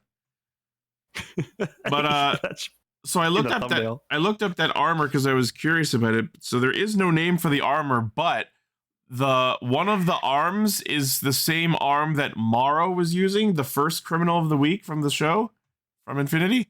And the other arm is the same arm that the Yada Imorgir spawned on the team of construction workers from an earlier episode. So there might be an underlying theme of like assembling pieces from previous incidents in order to make a perfect result. Because clearly she was given all these resources by Death Gavan, who was clearly behind everything. Yeah. So it's interesting that this armor that she was using was partially made using pre-existing pieces from previous criminals of the week. I meant to look up the actress, but the actress playing his sister was kind of phoning it in a way that gave me vibes of this is a celebrity cameo guest. This is some like idol who's here to promote her career. But I never bothered to look it up because I didn't care anywhere enough. Oh, she's a TikToker. That actually makes more sense. That makes way more sense, especially in this day and age. Yep. TikTok's way more popular than we care to admit. Unfortunately. It's crazy how willing people are to let a app into their phones that backdoors all their private information. But then again, that's nothing new. Mm-hmm. Anyways, moving on. There was a very funny bit earlier or later on than that where they are leaving in order to go to Zeta Earth. And then we have Wanibuchi and Patran who are reacting to them leaving the station. And there's a bit where Wanibuchi tries to say a line, but then flubs the line, and Patran calls him out on literally flubbing the line. And I would love to say that was actually like the actor actually fucking up the line, and Patran just rolled with it, and they decided to keep that in. Because like he said, according to the subs, he's like, did Wanibuchi just flub his line? So like, I want to hope that was genuine, and they just decided to keep it in because it was funny. But yes, they warp over to Zeta Earth, and then the show has Reiji and Kunai exploring this interesting moral of, yes, fear is a part of human existence, and we don't reject fear, we accept it. We accept that it is a part of us, and accepting that part of us makes us stronger. And I think that's an interesting moral and a very good moral to be teaching children. Fear is not something to reject, it is something to overcome. That's right. So yeah, I think the show was very good for putting that lesson forth through the medium of tokusatsu. And he's like, are you afraid? And he's like, no. And I'm like, yeah, you are. So they stage handing Reiji over to Lugier. I've seen some say translate as Rurugier because L's and R's are the same thing. Yeah. But as expected from a crime boss, they renege on the deal and say, no, you're going to keep working for me. or else something bad might happen. Ooh. And she also makes mention of a third dimensional jumper, which is clearly in reference to her being supplied by Death Gavan. So she activates the Nega Imorgir that she's got, and I had to look it up, but this is apparently Kofunger, which is the excitement Imorgir. Which makes sense because her spaceship is a goddamn labyrinth. She mentioned she refers to it as the Clockwork Palace, the Karakuri Palace, and then like powers up her mooks, including turning the weird nose-bridged motherfucker who is a spy in the Galactic Police into like a golden powered up version. Yeah, that was weird. I mean, it's nothing new. They've been turning random mooks into evil Imorgir affected monstrosities to fight. And then we get to see Lelougier like henshin into the armor, which is kind of weird, but they do the very stock henshin-esque bit where they zoom in on the face as the plates appear over her face. Which it wasn't technically a stock henshin, but it had some of the same elements of one, which I thought was a very fun thing to see. And she kind of holds her own with it for a while, so it's interesting that it was on a comparable power level to an actual Gavan. But apparently she's not doing this for the sake of being a super evil armored criminal. She's testing this because she's planning to mass produce and sell them. She's working for money because she's a merchant of death, as the terminology would go. We cut over to Infinity we have the actual Dolnado attached to the Gavarian, and Reiji gets to use it this time instead of it getting hijacked. And we get a very cool space fight of him fighting the Borg cube. We get to see the dragon spaceship shoot actual fire in space and then do claw attacks and laser beams, and it's very cool. Excuse me. We also get to see as Raiya fights Lelougier throughout the Karakuri Palace. He does a very cool like vacuum sword attack, which is a bunch of like beam slashes. It's a very fun thing for a ninja Toku power suit to have. I don't know why they did this, but the Gavarian robot shows up. It's using the Dolnado's head Imorgir piece, like the piece from Respectron. But at first, they don't use the whole armor set. I guess it's for the sake of... they mention its mobility form. But, like, why not just use the normal Gavarian? Why do they need the headpiece attachment from the Dolnado?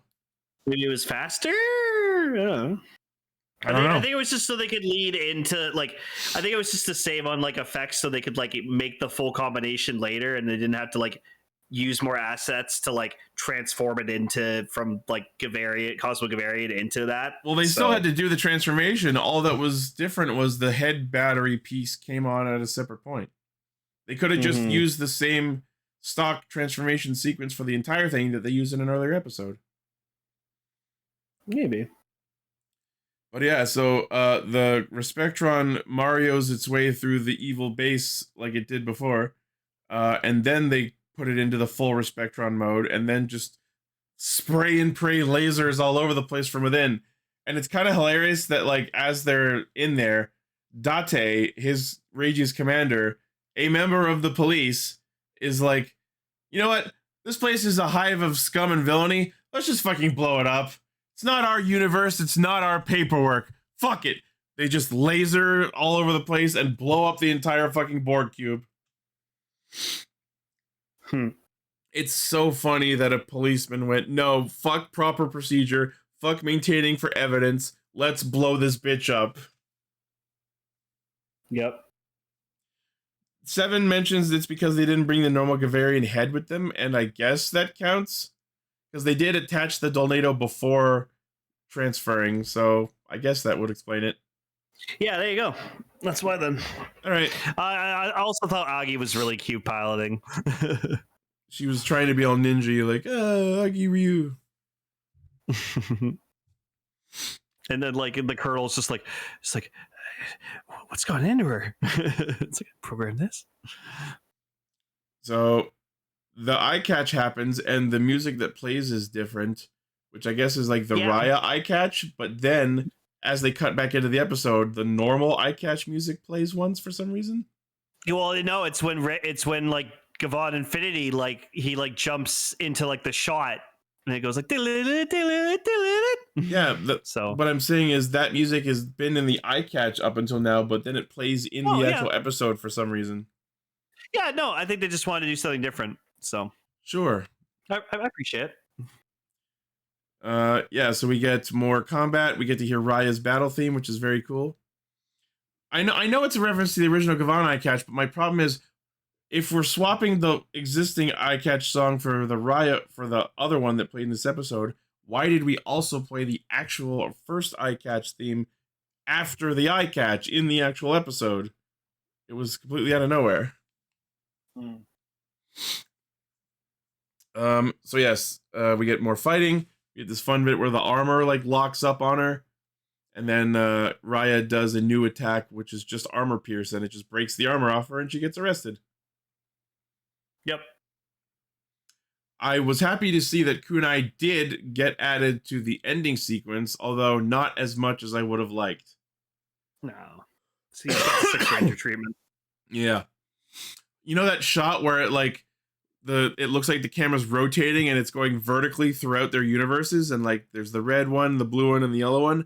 I was hoping to see a purple version of that added for Raiya, but they didn't.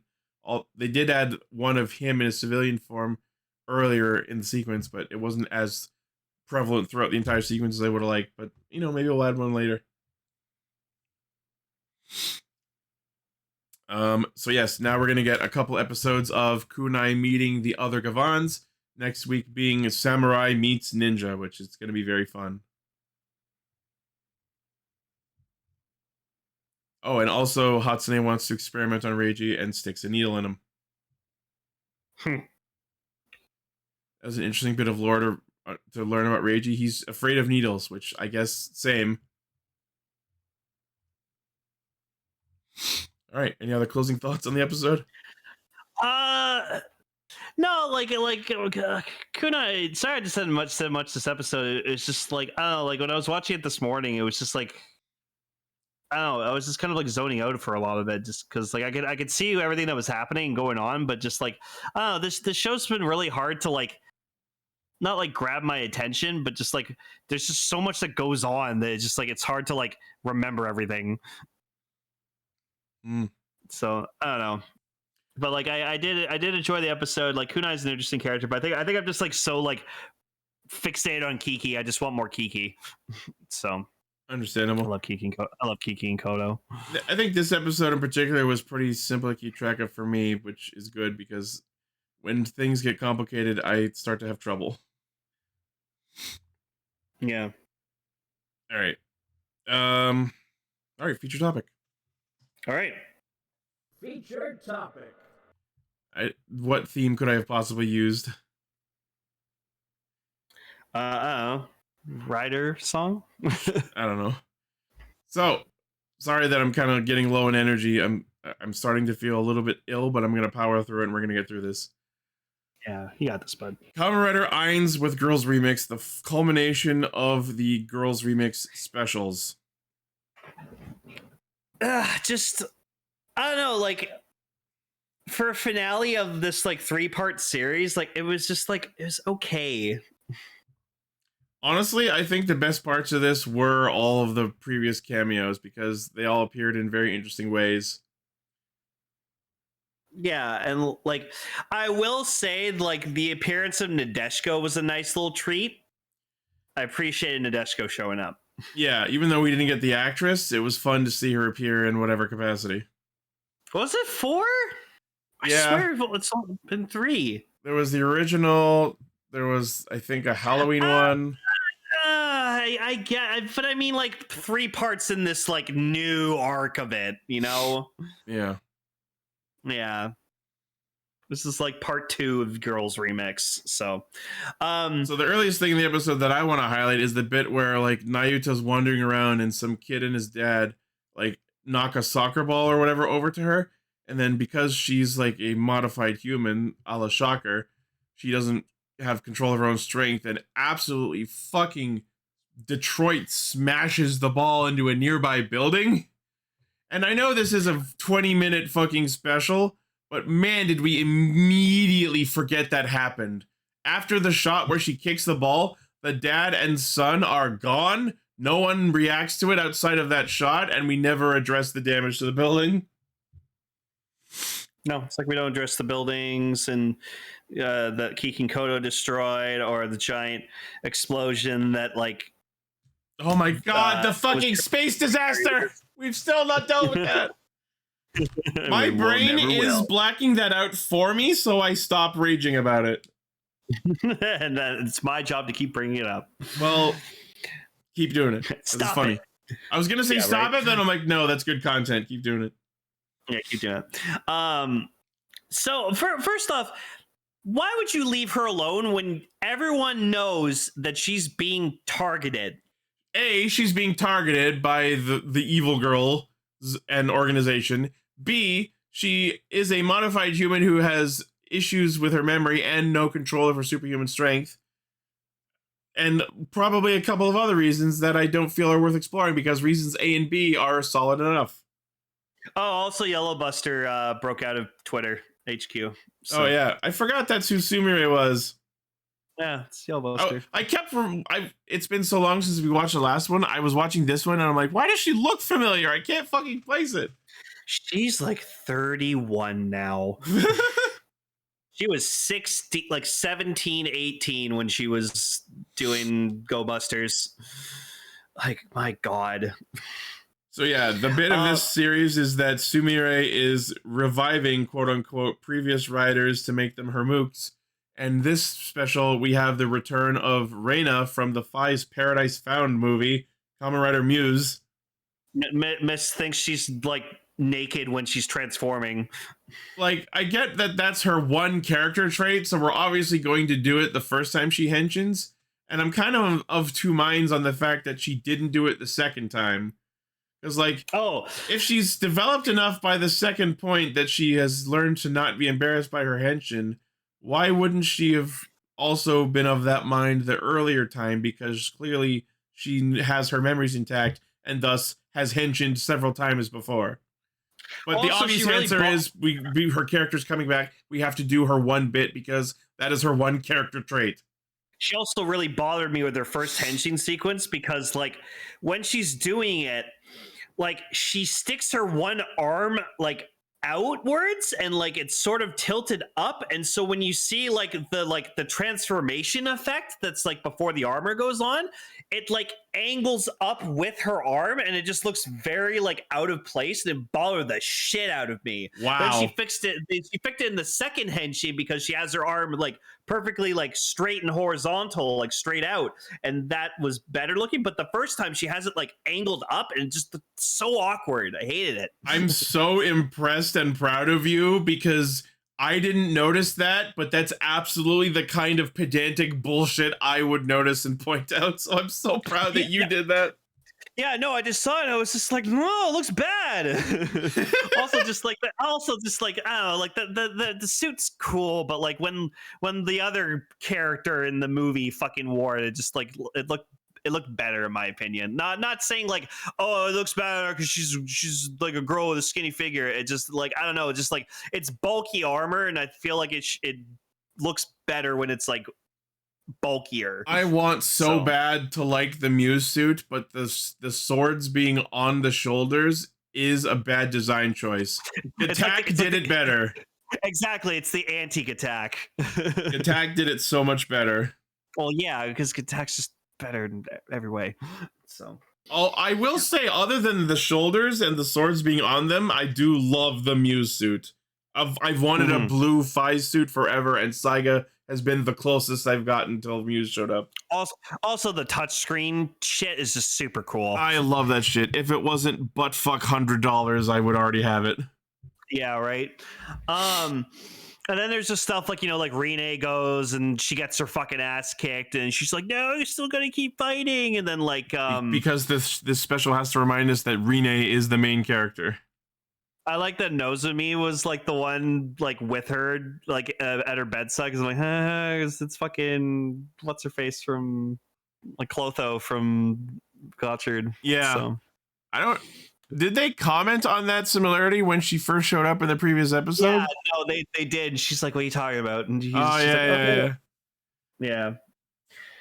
That's cool though. When I found that out that Clotho was Nozomi from fucking I was like, that's fucking sick. Also, it's cool. Like, it would have been cool to give her some kind of rider power, but then it's like, no, she's already badass enough on her own. She just needs her combat knife, and that's all she needs. Yeah, I'm pretty sure she would not agree to become an Amazons in order to henshin. I'm pretty sure she's gone toe to toe with Amazons before. Yeah. So. Although, the fact that Sawa is here and using the crocodile bottle to power herself up to fight tells us that she could have brought other full bottles for Nozomi and maybe Akiko to use. I like that if there's anyone who has complained that Sawa couldn't fight, remember she was raised as the child soldier she was one of the Namba children, so she has fighting experience, and she's using the crocodile full bottle to power herself up, which is interesting that it's that one specifically because obviously her and Gintoku are a thing. Also, she made a sex joke too, because freaking one of the girls is like, "Oh, I'm gonna beat you in under a minute," and she just turns the ball and goes, "I can go all night." I'm like, "Oh, Jesus Christ!" All right. They're really subtle with the sex jokes with her. Yeah, and on one hand, yes, it's fun that she uses the crocodile bottle because she's partnered with Gintoku, but on the other hand, it doesn't make sense to give up your primary form henshin bottle. Why not just have her use one of the many other full bottles that you guys have? Yeah. And they could have, because this is a fucking side special where canon, who fucking cares? They could have had her bring the double full bottle for Akiko to use. And then maybe that could have ramped into her reliving her dream of being double. Remember that one episode in the dream where she was double? Oh, no. Akiko doesn't need to do that shit. That would have been so funny. And that would have, and if she uses the bottle to henshin into double, then her actress doesn't have to actually fight. They could have got a suit actress. But the rider bottles don't exist technically. Who the fuck cares about canon? This is me saying that. That should tell you something. Oh jeez. So then Yellow Buster has two of these fucking mooks that go with Muse or whatever like that. I love that they just pull out two other random girls off the street and I think one of them was named Carla and the other one doesn't even get her name set on screen. Well, no, they were other modified humans she worked on. I just mean out of universe. Yeah. They were just but other women they had on hand. So one of them pulls out the white wizard driver and turns into a Kamen Rider mage. And then the other one, I'm just oh, what's this one going to turn out? She just pulls out the Chronicle Gash and I'm like, oh no. She becomes a fucking ride player. And I'm just sitting there going, okay, ride player in terms on paper and as a concept is fucking awesome. But it's a shitty form. Yeah. And then they tried to make up for it where it was oh, I have the Gashikon Breaker, but A, why do you have that? And B, there are other better weapons in Exade you could be using. But yeah, I just see and there's a shot where they're Yellow Buster's explaining all or doing a speech or something like that, and then you just see the ride player just standing there trying to look all menacing, and I'm just yeah, that's cool. Still a shitty form. I laughed my ass off when I finally realized what Sumire's motivation was. She is a fanfic writer. She is stealing other characters, bringing them to life, putting her own silly little twists on them, and then using that as material for her OC Rider Do Not Steal. I'm going to be a Kamen Rider and have all the dead riders come back to life, and I'm going to have all the powers I want. And then she double dips because she not only creates her own Rider OC for her to be herself, we'll talk about that in a second, but then she also is the kind of creator where she fashions someone else into her perfect OC Rider, and that's Kamen Rider Eins. Oh, also in so whatever I her love name. the double dipping. Also, I hope you noticed this too, when like what's her face is like chained up to the bed. Like she's trying to like get loose of her restraints, but you can clearly tell like they're so big. She could have absolutely they're big enough that she absolutely could have slid her hands out of them, and B, we've established that she has super strength. She could have just hulked her way out of there. No, she's probably like drugged and like afraid, and she's like, ah. So it's so funny. I was just like, you could tell you could like slip your hands out of those. I did notice that. That was so funny. But yeah, so then like Yellow Buster, Name basically, is Sumire, but yes. Yeah, I just calling it Yellow Buster. It's easy to remember. She like takes out like the V buckle, and I was like, huh.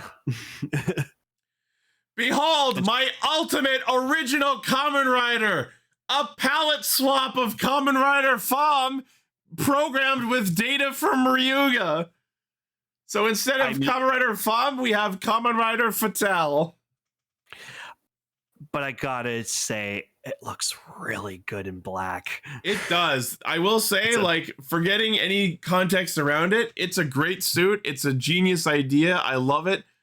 Because this is a side special where we're not putting the most amount of effort into it, I think on top of getting the actual fully original Kamen Rider Eins, having Kamen Rider Fatale also debut in this, I think is pretty cool. I know we talked about it when it got announced, but I actually really love the idea of Kamen Rider Fatale. I just think it's hilarious in context of the special where she was like, behold, my original creation, a palette swap.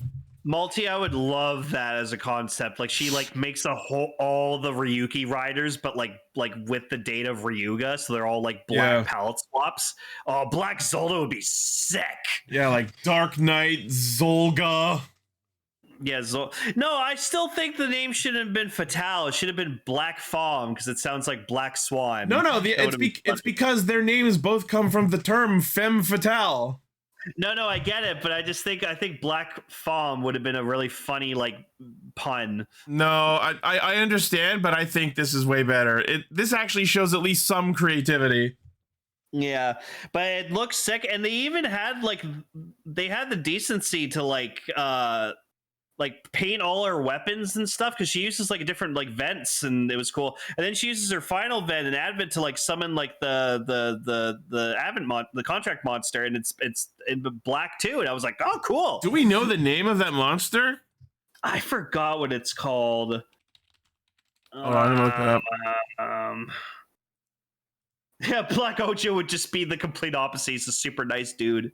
So her contract monster was Blank Wing. So is the Fatale version Noir Wing? Or maybe like Black Wing? Let me see if I can. That'd be cool. See if it says on the wiki. Yeah. So you do name all this shit. She can summon her contract monster, a black swan resembling Blank Wing. So I don't know if it has a name. I mean, Noir Wing sounds pretty cool. So well, yeah. If Blank Wing is the femme version because it's the French word for white, then it would track that Noir Wing would be the Fatale version. Mm-hmm. So I'm gonna headcanon that is the name until I get told otherwise. There we go. But yeah, it was a really cool suit. Also, I just kind of like, as weirdly lazy and lame as like Fom's final vent is, it is kind of cool that like she summons the contract monster and like flaps its wings to like blow her opponents towards her, and then she just kind of like picks them off with their weapon as they fly by. Like it's kind of a lame finisher, but it's also sort of cool. Ryuki finishers have a habit of being pretty simple for the most part, and I don't hate it. I also don't hate it. I also really like the design of her weapon, and granted, it is a palette swap of the original, if that. But like Knights and Zoldas are like the coolest finishers, especially Zoldas, because it's just complete fucking overkill. Oh yeah, because they're like the focus. Oh, you know what? Emperor's too. I like Emperor because he summons all of his like little minions. And Emperor's was funny, and the fact that it is funny is on brand for his character. Yeah. Oh, poor Emperor. Rest in peace. Yeah. Rest in dust. Shit. So yes, And then, yeah, Kamen Rider so Fatale what- was very Yeah. cool. Oh yeah. And then yeah, what's her face like goes like, no, you know, like Renee's like, no, you Yeah. have the freedom to like choose whatever you want to do. And Yeah, remember, and she's like, Nayuta shows up fully hypnotized, Shocker style, and Rene gives her the friendship speech, and that knocks her out of her brainwashing. and then she tensions into Kamen Rider Eins. Okay, so I'm hopeful that I'm not the only one who noticed this. The shot where she henshins before transforming, the actress is mostly standing straight, like her legs are kind of separated, but it's supposed to imply that she's like leaning down.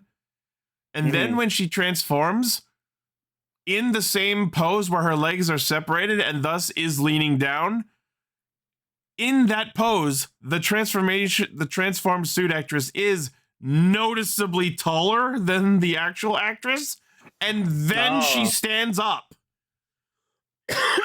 Holy fuck, did they get a tall ass actress for the suit actress for Kamen Rider Eins, and it is a stark difference. I didn't notice that, but I did notice she was like very lanky. So. Yes. But I will say that, like, you know me, I don't talk a lot about like how attractive the female actresses are in tokusatsu because it takes a very specific kind of woman for me to be interested. Ali being in the chat would know that because she is that person. Right. But I will say that, and I did mention this when we revealed it, that I do think the Kamen Rider Eins suit, the suit specifically, I do think is sexy. Now I say suit because that doesn't include the helmet. Now I understand that this is a modernizing and a feminizing of the original Kamen Rider Ichigo suit. So it's got to pay respect to that design by way of the design aesthetics of the helmet. So it's going to have some parallels to the Ichigo helmet. And let's be real, that helmet is ugly as fuck. I'm sorry, it is. It's the original. It's an art that was refined over many years. The original Kamen Rider Ichigo suit is ugly as fuck, especially the helmet. And in paying tribute to that, the Kamen Rider Eins helmet is also ugly as fuck. And then, because girl, even though there have been many female riders in the past, for some fucking reason, they decided to have her neck and hair exposed. Because hot female, I guess? All it reminded me was like her hair coming out the back of her helmet. It just reminded me of fucking King from Tekken 4, like his designs. So like he grew his hair out and just like he has his hair coming out from the back of his like his mask. So that's all it reminded me of. I'm just like, it's Tekken 4 King. Like, I get that this is probably some sort of model actress or some sort of like fashion idol that is probably the suit actress for Kamen Rider Eins. So we have to show off her feminine features as much as possible. Maybe she just didn't want to have her hair all like cramped up in that helmet. I would love to know the actual reason, but I would assume it was just to show off the femininity of the character in the suit. But yeah. Jesus Christ, do I hate it. Oh yeah, and then also like Nadeshiko shows up because like late because like Akiko runs into her at some point, and then she's like, "Oh, sorry, I was just saying hi to Gentaro in the Rider Club before I came here," and I'm just like, "No, okay. We're not going to show any of them on screen, but I said hi to them. Take my word for it." Well, yeah, no, they're all busy doing their own stuff now. Yeah, unfortunate. Orb says you could also see the hair in the Shin Kamen Rider suit. That suit was like a one of those like biological mutation kind of suits, though, wasn't it? At least sort of. That could be justified by way of that origin.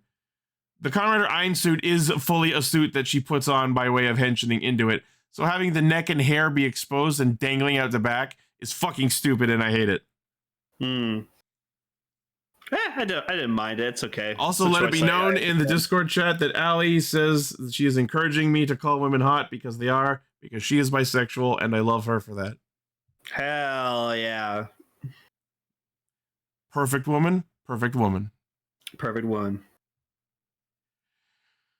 Okay, so yes, Kamen Rider Eins debuts. The suit is sexy, the helmet's a nightmare, the exposed neck and hair are travesties upon the very genre it is a tribute to. But the fighting is cool, I will say. And then she just goes in for the rider kick, and it's kind of badass. Yeah. And then she does the fucking Power Ranger thing where she like takes her helmet off, but you can tell she's just holding it in front of her. Yeah. And then she's back to her normal actress's height because it's not the suit actress anymore. Well, maybe that's the thing. Maybe like the suit like makes her taller, you know, like enhances her. So if they had said that in the episode to explain that, I would have been so okay with it, and it would have been the funniest fucking thing. Well, it's like the thing with me where it's like Forza. That's supposed to be like a 16, 17-year-old teenager, like in that suit, but like since like Seiji Takaiwa suit acts for Forza, it's like that is not a 16-year-old in that suit. But the difference is not as stark as this is. I want everyone listening or watching to go back and watch the Kamen Rider Eins henshin. Pay attention to the height of the actress as she henshins. Notice that after the henshin, the head is several inches higher up, and then she stands up to her full height. No, Vegas, I'm not surprised Ichi's saying that because he's not a big fan of Showa Arrow Rider, so it's understandable. Like the original Ichigo suit's not my favorite either, but I wouldn't say it's bad. It was fine for the time.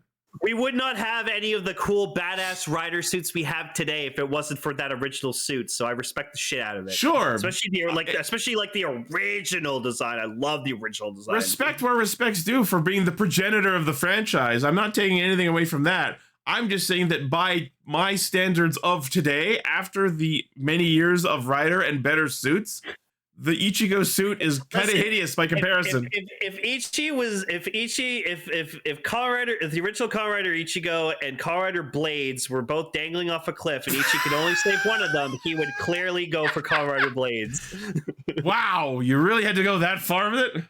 I did, because I know you'd rescue Blades. I mean, yeah. Yeah. Unless not saving Ichigo would have some timeline effects. My predicament is if I had drive type speed and Forza base states like hanging in front of me, like I'd honestly probably save Forza because I love that suit more. I just don't understand why it has to be they're dangling off a cliff and I can only save one. Why can't it just be I like that one better? No, because you have to have stakes like that to make the decision more meaningful. You have to feel shame and guilt. Exactly. You got to feel bad that you let Ichigo die. Again, I need to know if I let him die, will the timeline be changed? Because that affects my decision. No, nothing. No. Okay, cool. Then yes. Yeah, Blades lives. I will watch Ichigo drop to the cliffs below. Cool.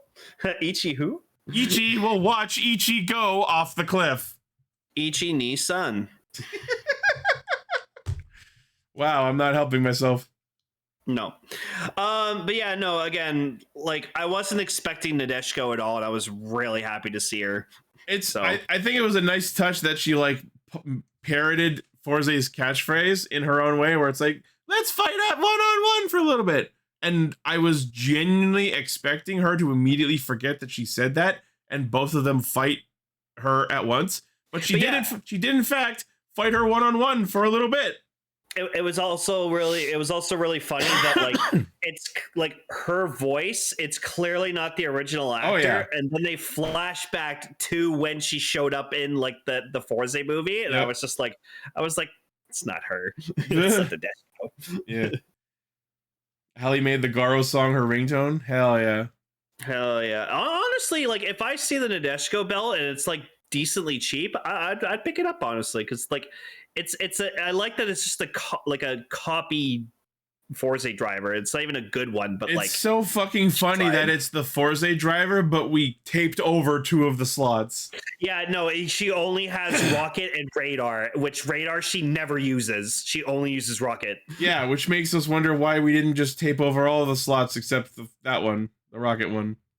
Again, I think it was just because she was like a baby alien goop, so she could only like muster enough like energy to like copy the belt decently. So Yeah. anyways, I love Nadeshiko. I think it's a cute design. So anyway, Eins defeats Fatale and then decides, I need to become a full-fledged Kamen Rider, so in order to do that, I'm going to get on this random motorcycle that came out of nowhere and fucking go on a life-discovering journey, I guess. Fuck whatever life I had here. yeah, and then in the credits, she's just going around fighting bad guys. I'm pretty sure they just recycled the same footage of her fighting the Hendred Mooks. Oh, okay. I kind of skimmed through this credits, so I didn't like notice. And like, we don't get any closeout for any other character except Rene just goes back to class.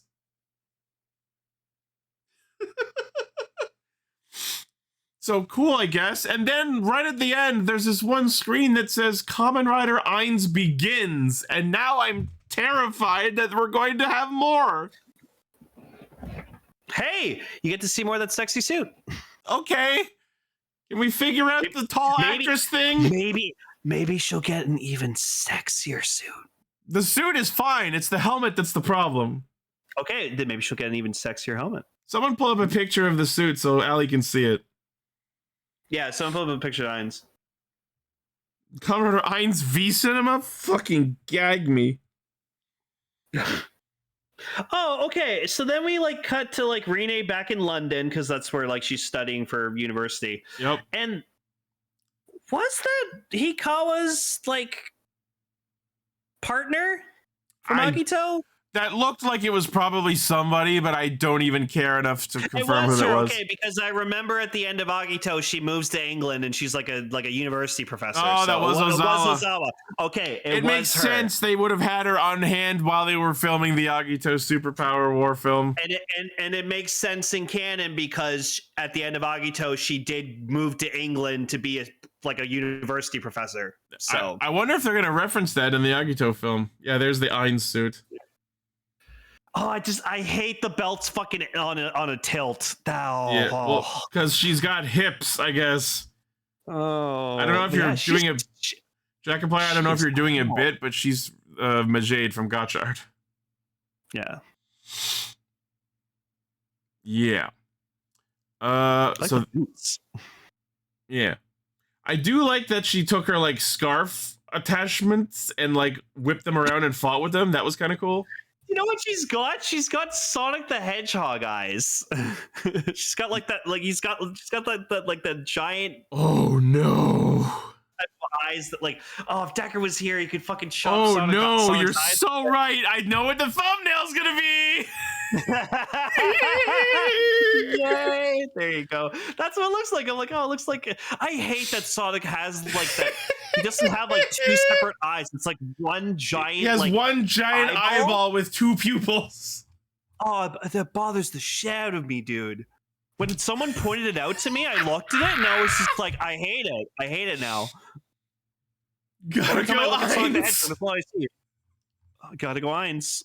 That's the name of the episode. All right. Oh god. Holy shit. There we go. We solved why you don't like the helmet. That is a factor, I think. Yeah. There you go. Not that I hate Sonic. Sonic's got a great design. I actually love Metal Sonic. She's got one solid eye visor instead of two separate ones. I'm actually surprised I don't like the suit more, because now I just realized this is just Metal Sonic as a Kamen Rider. I bet, yeah. I do like Metal Sonic. I love Metal Sonic, and I wish he talked more, because then I'd main him in Crossworlds. I mean, he's showing up in the fourth movie, so... Yeah, I'm so excited. Oh, I cannot wait to see who voices him. Yeah. Imagine Nick for Big the Cat. Could you fucking imagine if they got the voice from the old Sonic OVA? That'd be neat. There is only one Sonic. Nick. I still think we need to get Jaleel White in there somewhere. That would be if they got Jaleel White voicing Metal Sonic. That would be the funniest shit. That'd be fucking awesome. Or no, you know what you do? So we find Sonic's parents. And Sonic's Or- parents are both voiced by Jaleel White. Or Uncle Chuck. There you go. This is how we finally get the comic canon happening again. What is Dawn Brothers doing here? Get it out. I don't know No. what Sonic that is because haven't read the comics, but I understand why you would think that's Inu brother. I love you, Inu brother. I made Inu brother in Sonic Forces. I have an Inu brother figure on my desk. It's great. Of course you do.